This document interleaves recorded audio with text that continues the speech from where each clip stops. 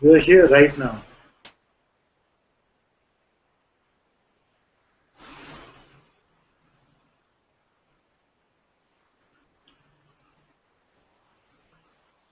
That's it, actually.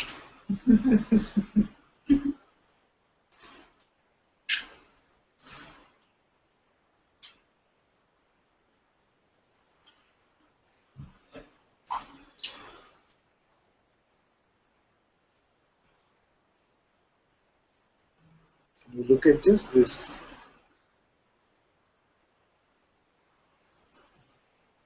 See,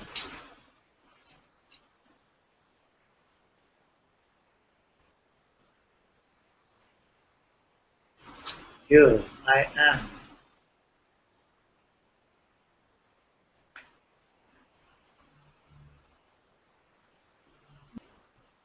Don't go with the interpretive mind and to interpret these words and fit them into your conceptual framework. It's easier for you than just know that I'm not speaking the truth.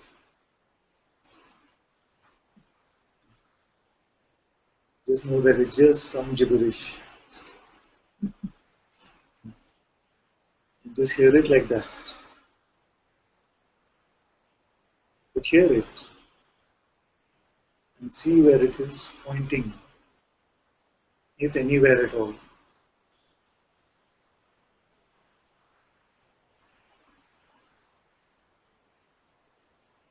So that you know the minute I say something like, I am, mind is trying to do some value addition even in this. We don't need that.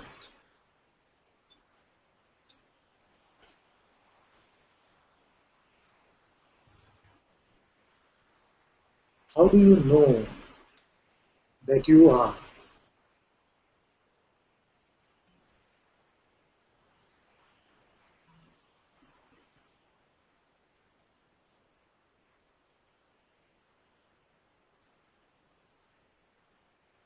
Do you need a thought to know that you are? Do you need a sensation or an emotion to know that you are?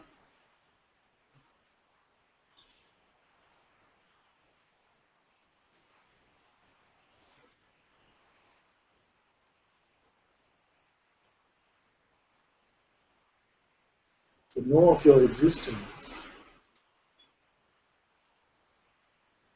has been prior to thought. Before the next thought comes, you are.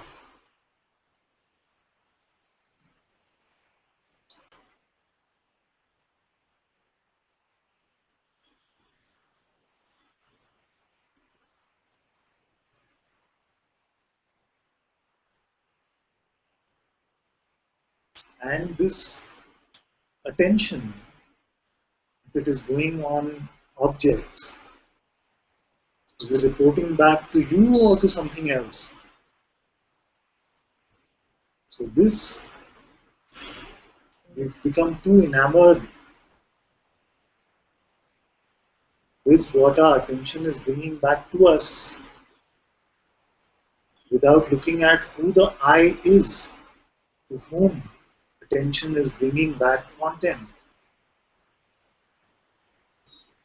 Because instantly the mind comes and says, oh, but that is nothing. I don't find anything. You realize how funny that is? When checking for the I don't find anything. Checking for the I don't find anything. So who doesn't find anything?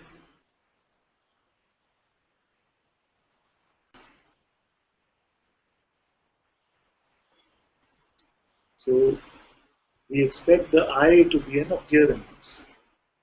We expect the self to be an appearance. That is why we run around looking for the self. Otherwise, how can it be that we can say, I've been searching for 5 years, 10 years, 15 years, 50 years, and I still don't find the self. I don't find the self. So which one is this one that doesn't find the self? See, so there is an idea of I and an idea that the self will be some sort of an appearance.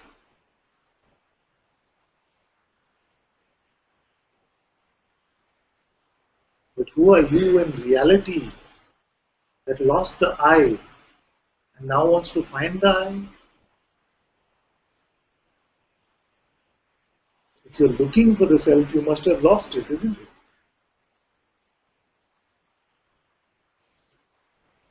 Why are we looking for the self? Don't activate the mind. Just check. What are we looking for?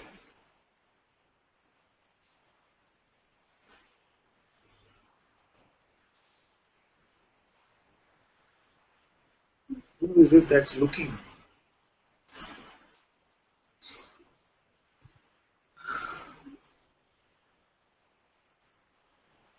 Is not this one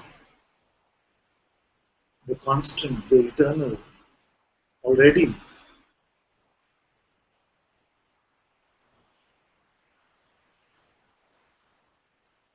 So that which we cannot lose.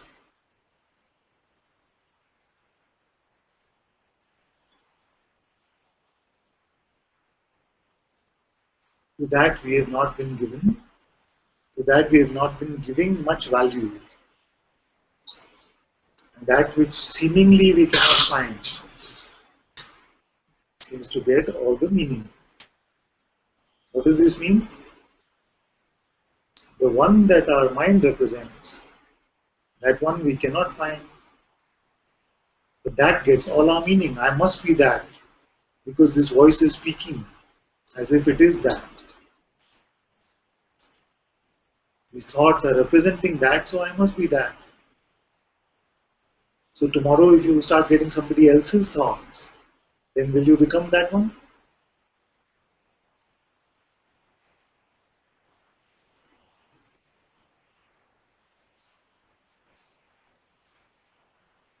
Who are you before your thoughts?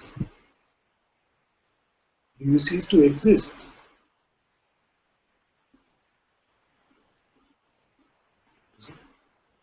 Then you will never be able to report that there is some space between thoughts. Because you would not be there to be aware of this space. So now you can check. Thought comes, the thought goes. Before the next thought comes, there is a space. But you still exist. You are aware of this space between two thoughts. In the same way that you are aware of all appearances coming and going.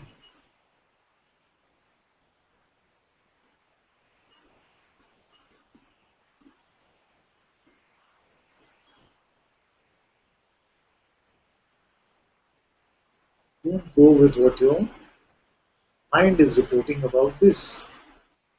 It's complete nonsense. Nobody is interested in it.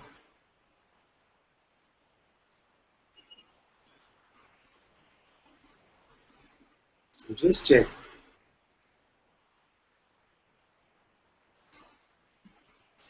That was not for Aparna, by the way.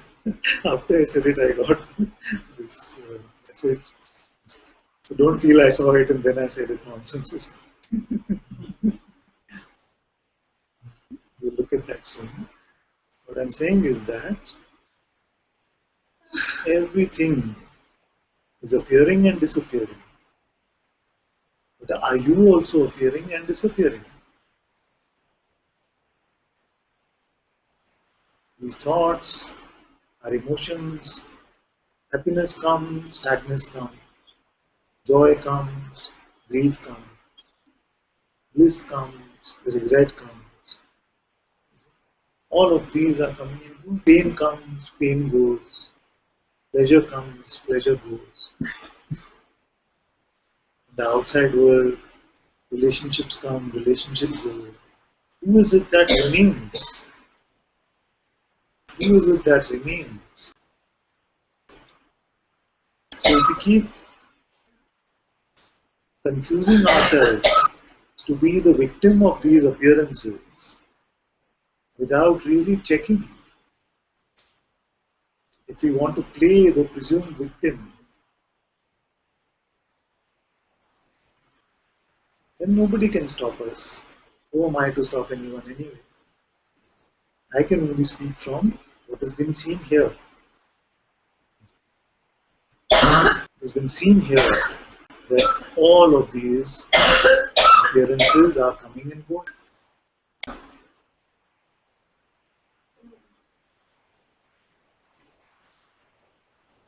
Yet there is I that remains.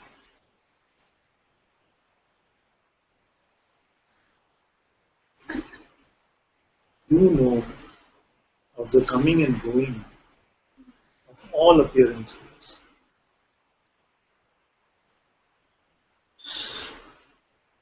You don't need your thoughts to witness these comings and goings.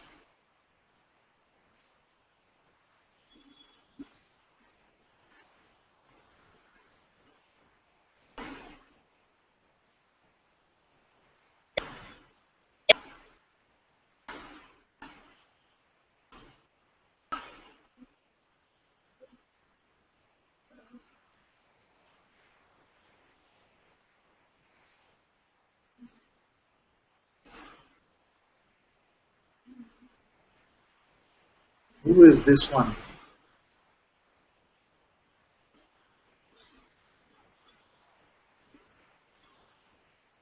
And if we stay with this looking,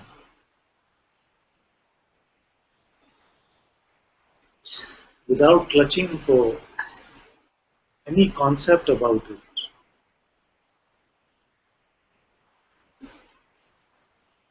even if the concepts from the mind are coming and going, if we allow them to just come and go,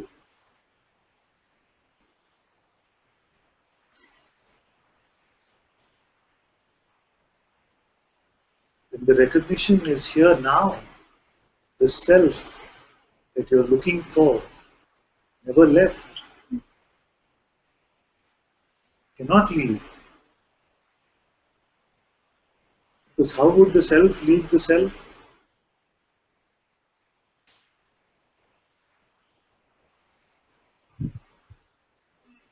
How would the self leave the self?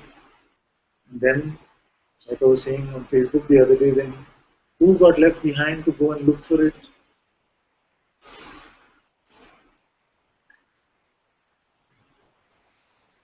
So who is looking for the self? If the self left, and the self has to be found, then who is to do this finding?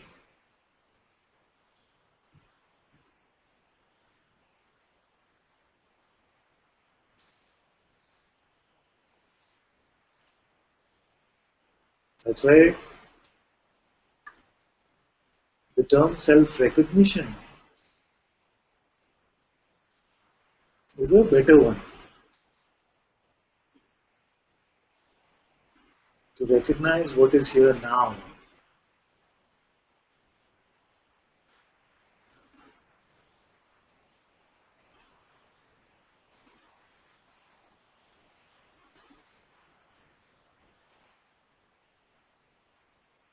Without any crutches, without the support of any thought, without being concerned with any energetic movement.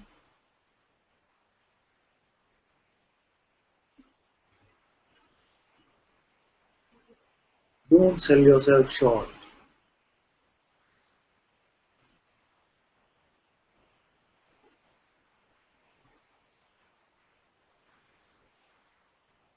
Don't presume it is about anything else except the question, who am I?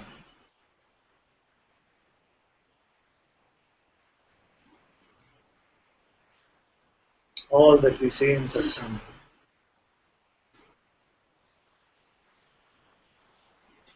Just to get you to this moment of checking, of looking, and of recognizing who you are.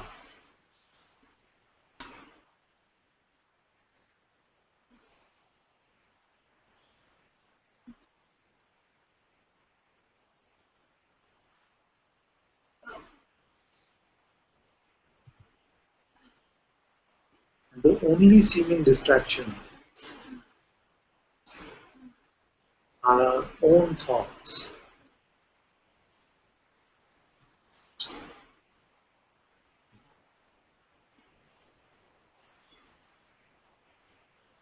No appearance, no emotion, no sensation. Not even the appearance of thoughts can distract us. It is only our identification with them, our belief in them. Maybe one day there'll come a time where everyone will wonder, how was this world in 2016? Everyone used to believe themselves to be that which never existed. Maybe.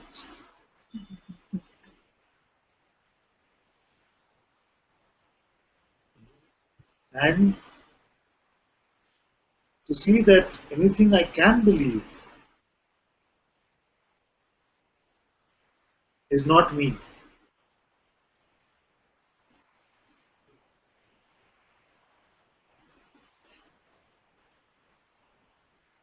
Anything that I can believe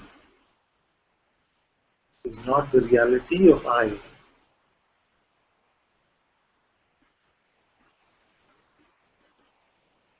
Because I doesn't need any concept.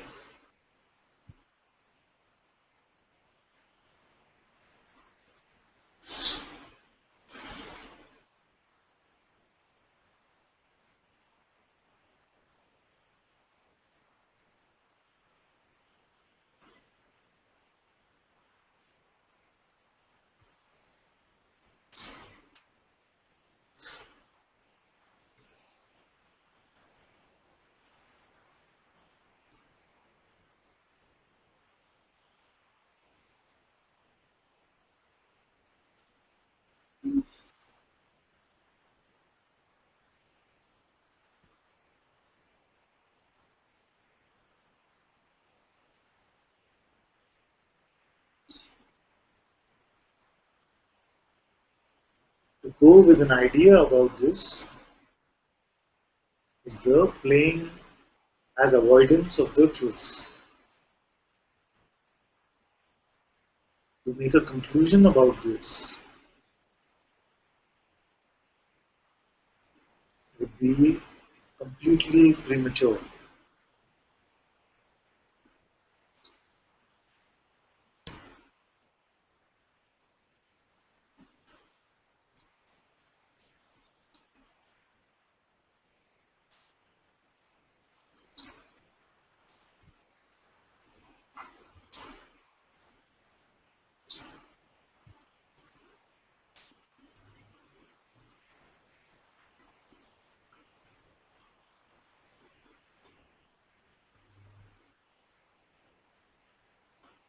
There are some thoughts which seem to get you over and over again.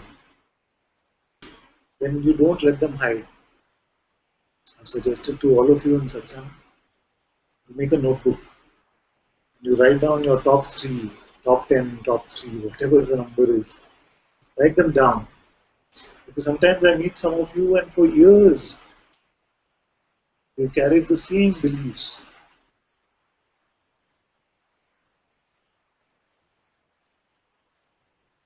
Know that whatever you are believing is not true. Not necessarily because it is not appearing like that, but because that which you are presuming yourself to be when you believe a thought does not exist.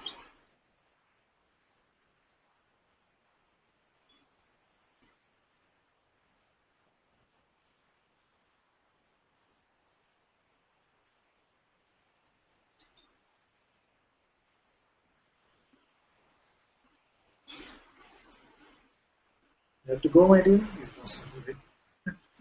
Okay.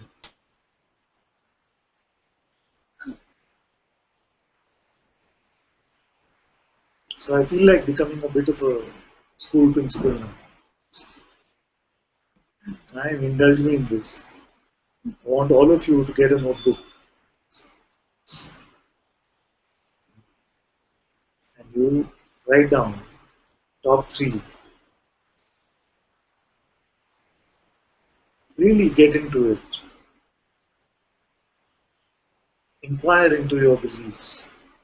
See, whose is this? If it's about relationship, if it's about freedom, if it's about body, if it's whatever it might be about, inquire into it. And you also know the seemingly most popular infliction now in the Sangha is the narrator, the interpreter. So, because it has been inquired into about the body, it has been inquired into about relationships and money and freedom, then the mind has fallen back upon just constant commentary. This is happening, this is not happening, it's happening like this, I'm going through this, I'm not going through this, why is this happening to me? You see, if it is happening to you, you don't need the mind to report it. It's already happening, you know it, isn't it?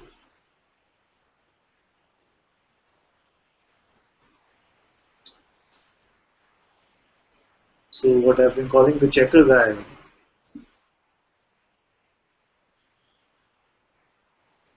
has become like a big infection. Maybe it's contagious or something.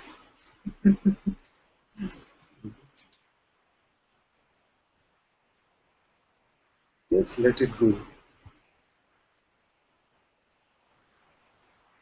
You don't need this checker to check.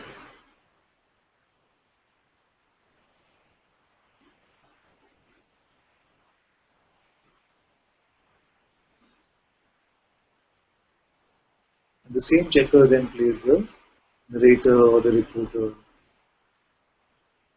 Who is this one who is checking? Who is the one that is reporting? On who?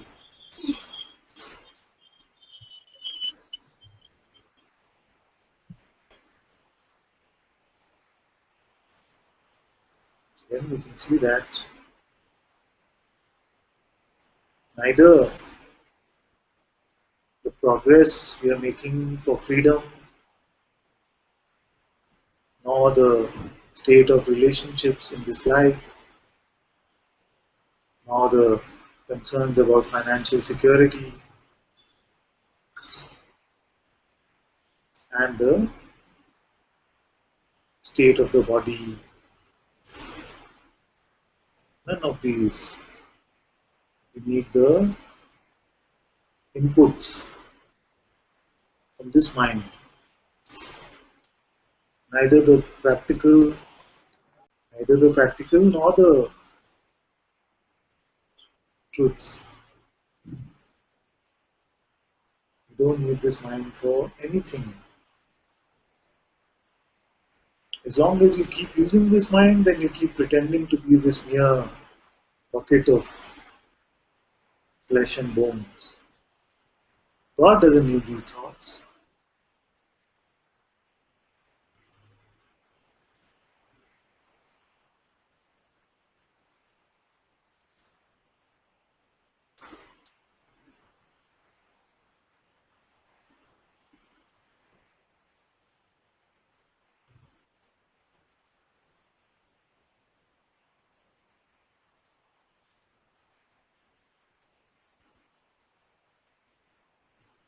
So this narrator, this checker, this reporter,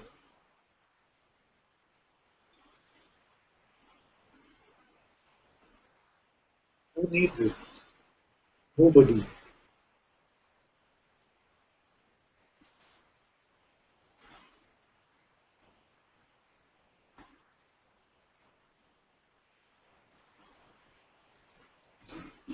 So, and the mind, it hides. It hides behind our specialness, our arrogance.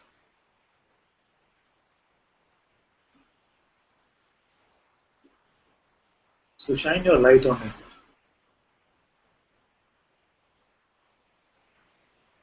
with full integrity.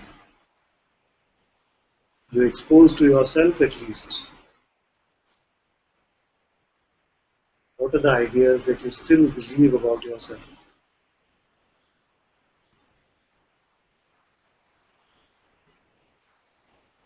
And as you keep looking at these, as you keep inquiring into them,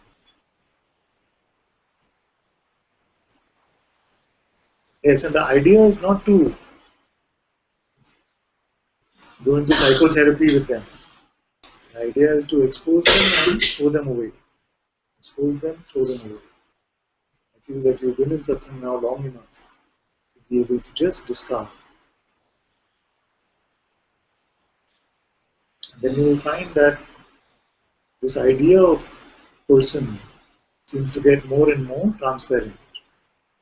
There will come a point very fast that you will not be able to find any attributes which you can say truly about yourself.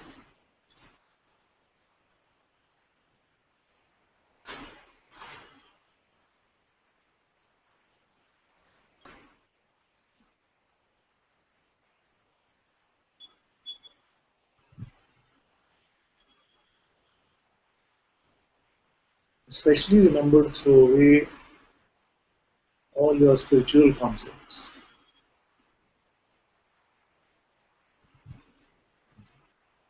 They are also a burden.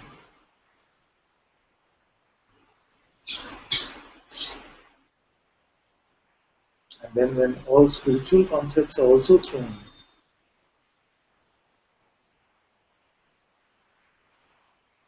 they very naturally, spirit itself will use your body, your mouths, your hands as an instrument of its own expression.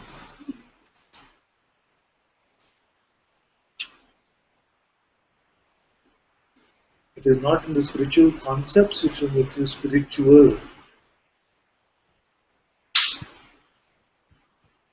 It will only make you the spiritual ego.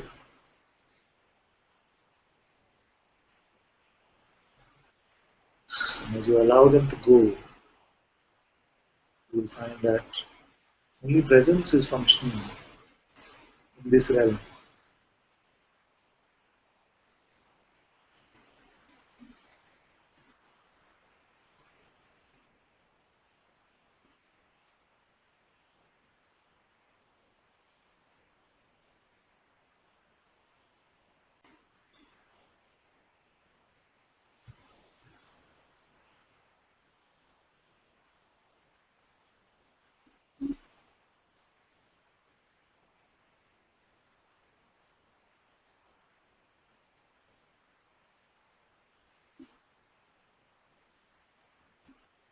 So true self-exploration then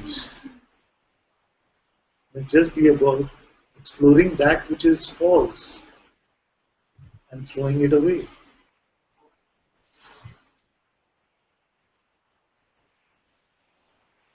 The finding of the truth, therefore, must only be the dropping of belief from the false.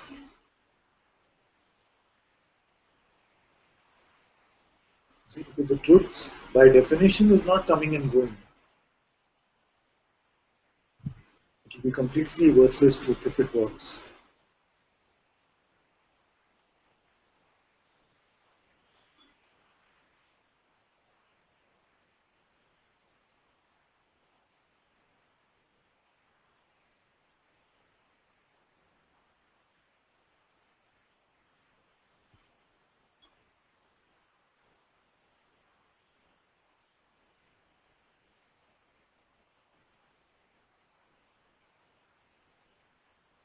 Have no patience with the mind now.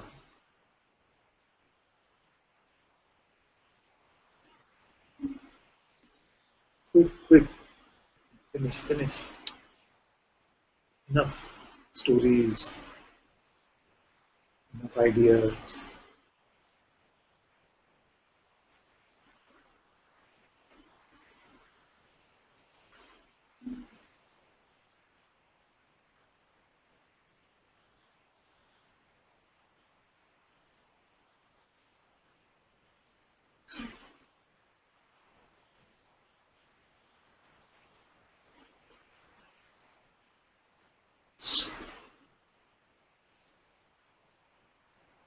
Don't pick it up.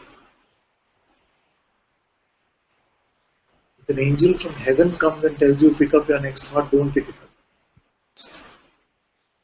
Whatever it might be saying, don't pick it up. That's it.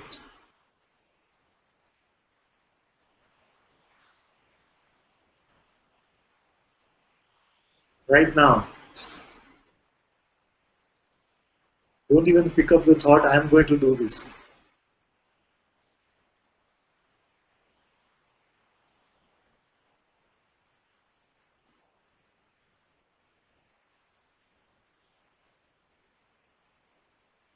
You're not going to make any spiritual progress. This is not about progress.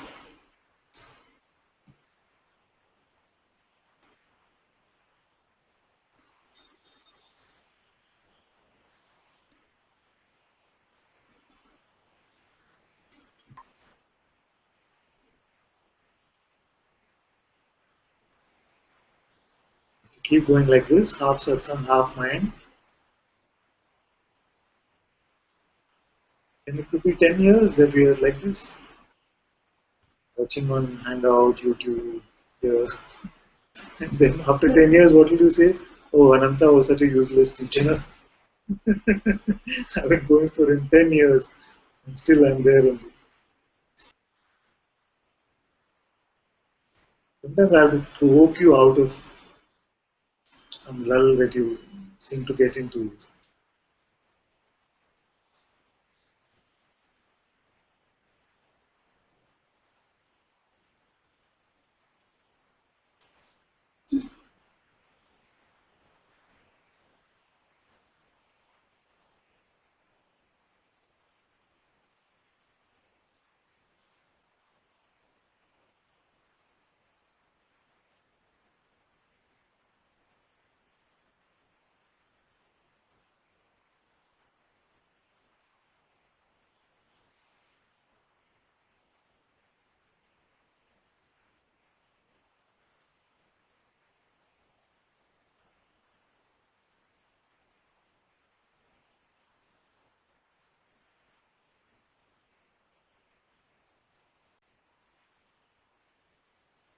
The mind will continue to interpret your experiences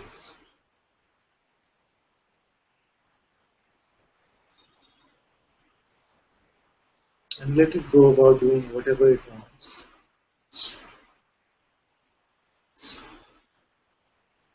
If you find that you picked up something, then throw it away. If you say, I can't throw it away, then you write it down.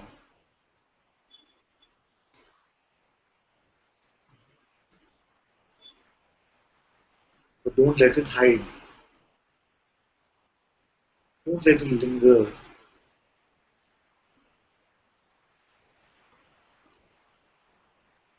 like a spy which is waiting for the right opportunity to come up and get you again.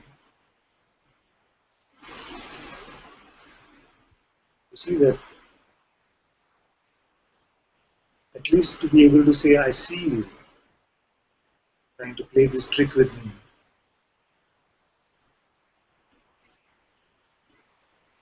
It goes a long way in the dropping of this conditioning.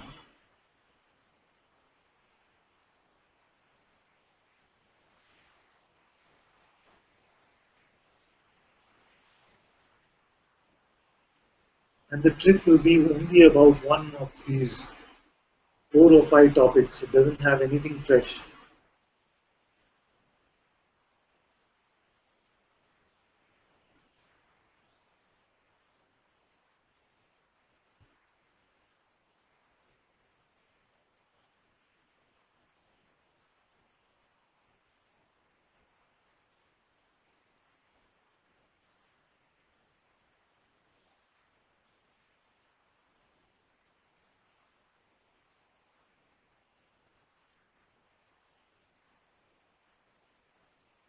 In fact,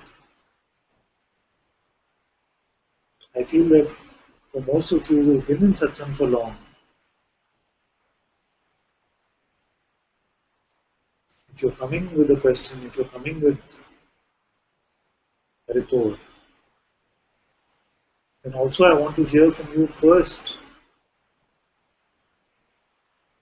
What did you find in your own contemplation about it?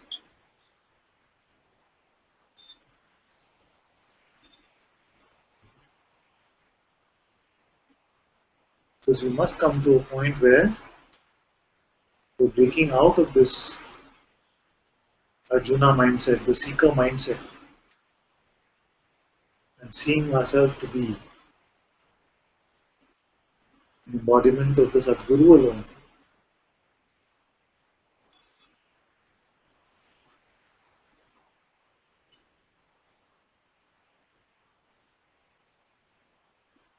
It is not arrogant to say that I am separate is arrogant.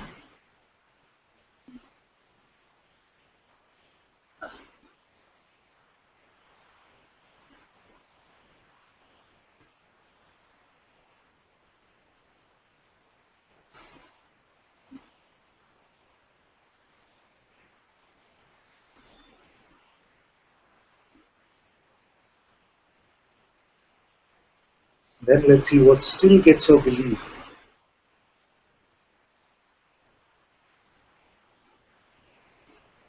After carrying the intention to let everything come and go, after exposing it in your own light, after inquiring into it, if something still gets your belief, then burn it here in Satsang.